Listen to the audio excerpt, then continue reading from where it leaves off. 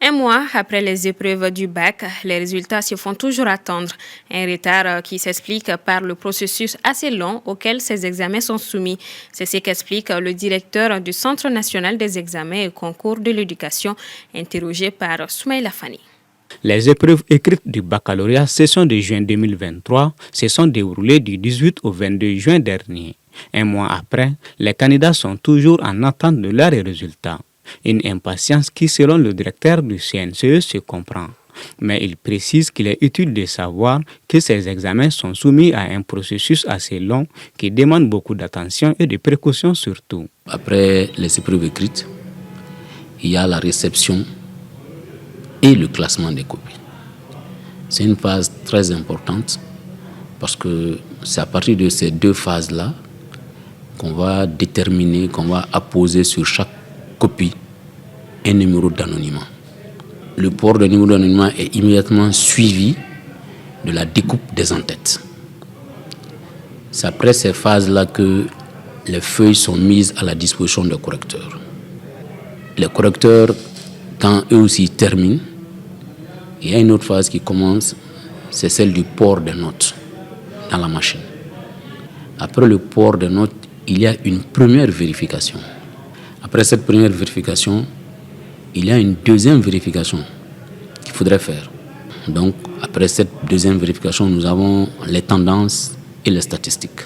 Au-delà de toutes ces tâches, le CNCE envoie au niveau de chacun des 13 pôles de correction du pays des paramètres portant sur des renseignements indispensables qu'il faut vérifier avant la proclamation des résultats. Parmi ces 13, nous avons 3 grands pôles de correction qui, à eux seuls, ont plus de la moitié des effectifs. Comme vous le savez, cette année, nous sommes à plus de 212 000 candidats au bac.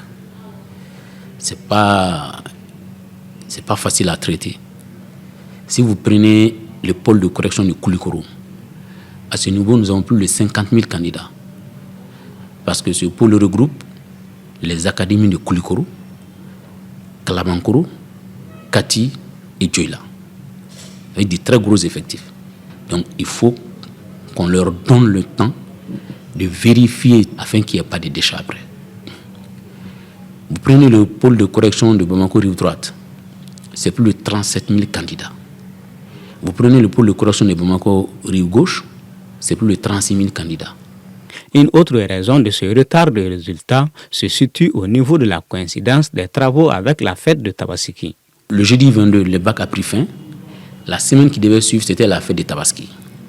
Donc nous avons dit qu'il faut faire attention. En mettant tout de suite les gens au travail, ils risqueraient de bâcler le travail pour des raisons évidentes. Et nous n'allons pas avoir les résultats escomptés. C'est la raison pour laquelle nous avons voulu faire cette pause de 10 jours afin de permettre aux agents de fêter tranquillement, sans pression. Et après, nous avons repris le travail. Et la correction a pris fin le mercredi dernier. Ils nous ont déjà transmis ce qu'on leur avait demandé. Vous avez dû le remarquer en bas, nous sommes dans notre salle, nous sommes en train de travailler nous aussi sur tous les fichiers. Et ça nous prend 24 heures sur 24.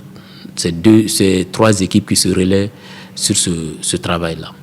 Pour les autres examens, le directeur précise que la correction des épreuves du CAP a pris fin hier lundi et celle du BT a démarré ce mardi 25 juillet.